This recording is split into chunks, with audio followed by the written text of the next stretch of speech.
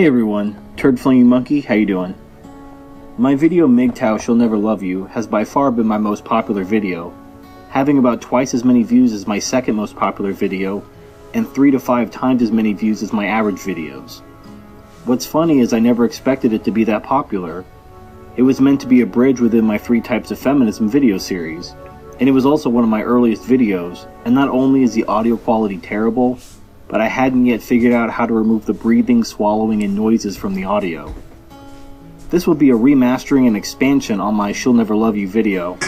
If you're not into that sort of thing, just so you don't feel like you wasted a click, here's a video of a boy going down a hill on a snowboard and getting humped by a dog.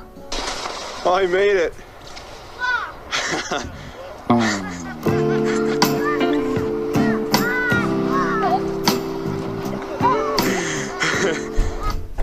Okay, so let's begin by establishing some foundational facts regarding human biology, especially in regards to the human brain, and build on that foundation a bit once we've laid the groundwork. Humans are animals. We, human beings, are animals. Specifically, we are mammals. We share numerous characteristics with other mammals, and even lesser animals found on Earth. Now, if you believe in God, this could be seen as a sign of a common creator. Kind of like the way you can identify an artist by similarities in their works.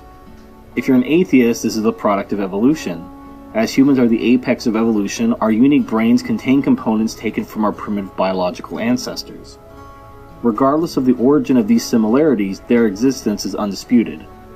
Knowing this allows us to look to the animal world to gain a greater understanding of our own instincts and behaviors, particularly those involving reproduction, as they are the most integral to any animal species for obvious reasons, and are thus contained in the most primitive part of our brain. But I'm getting ahead of myself. Our primitive instincts can easily override our rationality. Our highly developed brains, capable of rationality, invention, and self-awareness, are what make us the dominant life form on Earth. However, our brain is wired in such a way that our rationality can be overridden by our more primitive instincts and urges. Our brain is structured in 3 layers, each one built on top of the other, each one more complex than the other, but each one less able to control our decisions and behaviors than the other. The smallest and most primitive part of the brain is called the lizard brain or reptilian complex. It gets this name because this structure is found in lizards today. This part of the brain is in charge of biological functions such as regulating heart rate, breathing, balance, as well as survival and reproductive instincts. This layer of the brain is connected directly to the brainstem, and its functions are largely out of our conscious control. For example, you can consciously control your breathing, but it is largely automatic when you're not thinking about it, as is your heart rate and balance. In terms of reproductive instinct, this layer of the brain is responsible for those times when you've been quote-unquote thinking with your dick. When you did something completely irrational and possibly dangerous because all you could think of was to have sex. That was the lizard brain and possibly alcohol influencing you.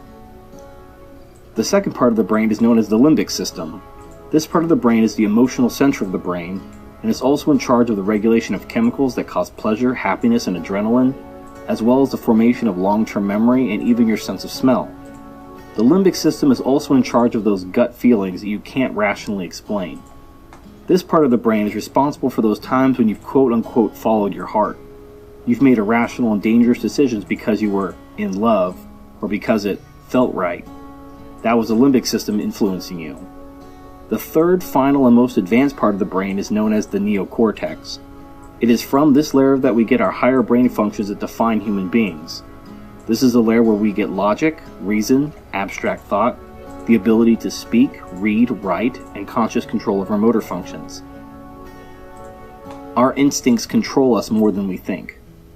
Now that we understand how the brain works, we need to appreciate the fact that even in modern times, with all our technology and advancement, we are still largely controlled by primitive instincts and urges, so much so that it may shock you. Think about the last time you asked yourself why you wanted something. Was there a rational reason for your desire, or did you simply want it for some unexplainable reason, and when you got it, it made you happy and gave you pleasure? When this happens, realize that you are being manipulated by your more primitive brain, the limbic system in this case, and you didn't even realize it. But then again, why would you question it? They are your own thoughts after all, aren't they? Your thoughts, the thoughts coming from the more primitive parts of your brain, The parts responsible for emotion, memory, reproduction, and even happiness have made you a slave. Your master are your urges, and they will lead you, as they have led countless men before you, to sacrifice yourself upon the altar of genetic reproduction. Many who recognize things in society, such as gynocentrism and male disposability, blame feminism, or believe that it was orchestrated by cultural Marxists, but they are wrong. The enemy that has enslaved men is not in the gender studies department of some university, or within some political party or ideology, but behind your eyes and inside your skull, and which is allowing you to hear and understand the words I'm speaking to you right now. The male bowerbird builds an intricate nest to attract a female, and the female, which only mates once a year, tours the bachelor pads of these would-be suitors, chooses the most impressive one, and rewards that male for his hard work with sex and reproduction. Another bird with similar simping behavior is the Eurasian jay, in which the male gives gifts of food to the female in order to impress her enough to earn the privilege of sex and reproduction. These behaviors did not come from some avian feminist movement, or winged cultural Marxists who've tainted the holy bond between male and female birds. They simply came from nature. Males, humans included, have been imprinted through our primitive brain with an irrational urge to compete with other males, acquire resources in order to attract a mate, and to reproduce and propagate our species. This pleases our lizard brain, and the limbic system floods our brains with dopamine and makes us feel pleasure and happiness as we fulfill these primitive urges, even at the cost of our long-term health and fulfillment. This is not rational choice, but rather primitive biologic impulse. While these impulses helped human beings climb to the top of the food chain and dominate all of their life forms on this planet, it was not without a cost, especially to men, who are naturally less valuable for reproduction than women. To demonstrate this, imagine a small tribe of 100 people, 50 men and 50 women. If they paired off into couples, the tribe could possibly grow by 50 people every 9 months or so. If 40 out of the 50 men died, the remaining 10 men could still impregnate all 50 of the women, meaning that the tribe could still grow by 50 people every 9 months or so. However, if 40 out of the 50 women died, the tribe could only grow by a maximum of 10 people every 9 months or so, a devastating loss to the tribe. And since there are 50 men and only 10 women, those 50 men will compete and possibly kill each other in order to gain reproductive access to the remaining women, thus damaging the tribe even further. This is why when a ship is sinking or a building is burning, that the women are saved first. It's not just an old-timey tradition harkening back to chivalry, but a biological imperative. Our instincts are to protect women, especially attractive and fertile women who have good genes. This is why women receive far less harsh sentences for the same crimes as men. Our lizard brain triggers an instinct to protect young, attractive, and fertile women. Even if you're happily married or gay, attractive women will trigger an instinct to be kind and protective to them. You want to protect them and you want to impress them because your lizard brain subconsciously wants to mate with them. Remember, the lizard brain operates on instinct, and we cannot control our instincts, only recognize them. Women are just as much of a slave to their biological urges and instincts as men, but due to their roles as reproductive gatekeepers, their lot has always been less brutal than that of men. A woman's biological imperative drives her to seek out men with resources that they will provide for her as well as protection. This is known as hypergamy and has a biological basis. In the animal world, pregnant and nursing mothers are physically vulnerable and require more food than normal as they produce milk, especially if they give birth to multiple offspring. Since the female requires protection and additional food while nursing, it only makes sense that a woman's biological instincts would cause her to be attracted to men with resources and a dominating presence, either through their physique, demonstrating physical superiority, or through their take-no-bullshit alpha male bad boy attitude. All of these characteristics are attractive to women on an instinctual level. If resources are abundant enough, the female may not require a male to provide for her, and will join a harem of other females around males with the best genes, like an animal version of sister wives. How the environment and an abundance or absence of resources affects how females are attracted to the opposite sex is an interesting topic. If you want to know more, I'm linking to a Davis Arini video called RK Selection Theory in Practice. So it's obvious that men and women have different biological drives. Men seek women for their health and fertility, primarily via visual cues such as youth and beauty. Meanwhile, women seek men for their resources and ability to protect and provide for them, primarily via social cues, such as a man's career and status. However, notice that there is an important disparity between what women and men seek. Which brings us to the forced truth and the reason for the title of this video. She'll never love you. Women don't love men. They can't love men. Their instincts and urges are not towards men themselves, but towards what men have and can provide for them and their children. Men and women are both shallow, but at least a man is interested in the woman herself. A young, beautiful woman is valued as a person because you can't separate a woman's youth and beauty from the woman herself. However, because a woman only loves what a man has, his resources, or the services that he can provide, she may be able to extract those resources for herself and leave the man face down in the gutter afterwards. A man's worth in the woman's eyes is a separate thing, and thus the man is not the true focus of her affection. Again, you see this in the animal kingdom. Male competition ensures that the strongest and fittest males have the most resources. Females join the harem of these strong and fit males to be impregnated by them. If the dominant male is overthrown by a rival male, the females will immediately begin having sex with the new dominant male without skipping a beat. These females have absolutely no loyalty to these men, even though the new dominant male will murder the children of the former male he's overthrown. The maternal instinct does not rise to the level that she will jeopardize her own provision from the new male. As long as they're getting provided for, fathers and children are wholly expendable and replaceable. Again, just to make the point, feminism and cultural Marxism didn't brainwash these female animals to abandon their mates and children in order to hypergamously submit to their new dominant male. It is simply nature. It is also in the female's best interest to be hypergamous. And even if she loses a few children in the transition, it is better for her to stay where she will be provided for rather than be cast out along with the previous male and starve to death along with her young. Remember that nursing females are vulnerable and require even more food than normal. It may seem evil or selfish, but morals have no place in nature. The female is not evil, she is doing what is in the best interest of the species, and that just happens to include male disposability. The only thing that is evil is to keep knowledge of this reality from men so that they are surprised when this happens. A woman's love only lasts for as long as the man is providing more for her than she can get elsewhere. But God forbid the man becomes sick, unemployed, or disabled and can no longer work, especially if the woman is still young and fertile. Now, women can love you in their own way, but it's the same amount of love someone might have for their car.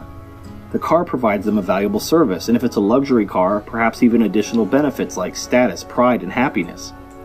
However, once the car begins providing diminishing services, she will begin to seek a replacement if possible. Now, she may stay with her old car if she can't afford a better one, but she will no longer love the car. She will merely tolerate it as a necessary evil, resent it, and possibly even yell at it or hit it when it doesn't do what she wants it to. Is any of this sounding familiar? Now, let's say you understand all this, but you really want to have children. Until we get artificial wombs or cloning pods off the ground, we're stuck with women if we want to reproduce. So what is a man to do? My best advice is to be acutely aware of the risks involved and have your eyes open, free of any delusions of love. Think of it like a business relationship, because that's how women instinctually view relationships. A woman will only enter a relationship if it provides some tangible benefit. So if you're willing to enter a relationship for the benefit of children, consider the costs as well as the risks, and ask yourself if this is a good business decision, or if you're being manipulated into making a bad deal by your more primitive impulses. I'm going to link to a video from Sandman called Emotional Baggage. In this video, Sandman talks about how his father was in 2 serious relationships, including a previous marriage, before he met Sandman's mother. In the video, Sandman states that the primary reason his father married his mother was he wanted children, and his previous wife did not, which caused a divorce. Sandman goes as far as to say that his father used his mother. Now, in the comments section of my original video, I was able to get a little better understanding of this relationship directly from Sandman, who has since deleted his comments, but I'll recite what I remember. Sandman describes this seemingly dysfunctional relationship as one of mutual exploitation. Both his father and his mother were openly using each other, and yet they remained together after 40 years. It would be fascinating to learn more about how this relationship, that seems to go against everything we're taught in society regarding love and commitment, can succeed, while over 50% of marriages fail. And unfortunately, I don't know anyone like Sandman's father, so I can only speculate. I will now speculate that based on what I do know, it sounds like he had the right idea regarding relationships. He approaches marriage like a business, which is fine, and men are normally very good when it comes to making business deals. But due to our primitive brain hijacking our rationality when it comes to relationships, our common sense goes right out the window and we make terrible deals. risking everything simply to have sexual and reproductive access to an attractive young female. Under normal circumstances, a man would evaluate the costs and benefits of entering into such a commitment, but our lizard brain takes over. Reproduce, says the lizard brain. It will give you pleasure and happiness, says the limbic system. Meanwhile, half of marriages end in divorce, men are financially destroyed, and many commit suicide. This is powerfully demonstrated in another video I'm linking to called Men's Suicidal Life by Cybersaint. Men, it's time to stop thinking with your dick. It's time to stop being a slave to your primitive urges and to personally evolve. Now, even if you're committed to resisting your urges, it's not that easy. Your instincts and urges are incredibly hard to overcome. Consider the following scene from the 1984 movie adaptation of Frank Herbert's Dune. In the book and movie adaptation of Frank Herbert's Dune, Paul Atreides meets the Gom Jabbar to have his humanity tested. He is forced to put his hand in a box appropriately called the pain box that causes him to experience the pain of his skin blistering and burning off of his bones. If he pulls his hand out of the box as per his instincts, he will be killed by a poison needle held to his neck. In order to prove his humanity, he must resist his instincts and endure the pain. After he passes the test, he removes his hand, and there was no physical damage. It was all in his mind. Resisting and ultimately transcending your biological urges requires extreme discipline. A person on a diet may struggle against the urge to eat, but the reproductive urge is nearly as powerful as that of survival, and in some cases more powerful. Some animals, including some humans, will literally kill themselves in order to have sex. It is not hopeless, though. You can make things easier by redirecting your urges in other ways. Let us consider the 3 things that women can offer a man: sex, companionship, and children. Sex is easy to come by, and although casual sex is far less risky than marriage, it's not risk-free. You may still get a woman pregnant or catch an STD. The safest option to avoid any possibility of unwanted pregnancy and STDs is through porn. Obviously, masturbation doesn't feel the same as a real woman, but technology is working to change that with realistic sex toys and virtual reality porn through devices like the Oculus Rift. In Japan, they're even making robots that can simulate sex. Now, although there's a lot of demand for this technology all over the world, society will still shame men who choose this path. But when you consider the divorce and suicide rates, who is really the loser? In regards to companionship, there are several alternatives to a woman. Starting where we finished before, Japan offers a huge selection of relationship simulation games and products. I'm going to link to a couple Gaijin Goomba videos regarding these games, since he specializes in Japanese culture. The links will be in the description. And although this may not sound appealing to many living in the West, I present it as a possible option for those that it may appeal to as a viable alternative. Another obvious alternative is to get a dog. Dogs are called man's best friend for a reason. A dog will be loyal and loving to you without any of the baggage, risks, and bullshit of a woman. If you just want someone to come home to that will smile, be happy to see you, and that will give you love and affection without manipulation, just get a dog. Women also use animals to fill the void of human companionship. This is essentially what the so-called crazy cat ladies are. They are women who want to fill their parental instincts but can't have children because they're ugly, and they fill their homes with cats instead. If you're not a pet person, have a close circle of friends, preferably other Mgtow. Humans are social creatures, and men need companionship. Children are the last thing a woman provides, and is the hardest thing to replace until technology such as artificial wombs and cloning pods. Until then, here are some alternatives to consider, although they do carry some risks. You can simply get married with your eyes open, perhaps treating it like a business partnership like Sandman's parents did. This is the most risky. You're effectively walking into a minefield that you can get pretty screwed, especially given today's legal environment.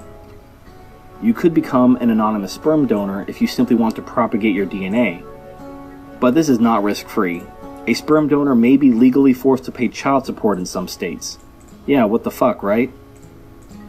Now, studies have shown that having a father and a mother in the home is better for the development of the child than either parent alone.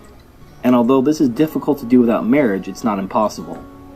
You could have the surrogate mother live in the home with you during the child's early years, but be aware of common law marriage, where you can be legally declared married by the state if you live together, even if you've never actually gotten married. If you have a contract between yourself and the surrogate mother, a judge can tear it up, give custody of your children to the surrogate mother, and force you to pay child support. This option is almost as risky as marriage, but it may be workable depending on your state. Another option is to have 2 children through surrogacy. Have a daughter first, and the son second.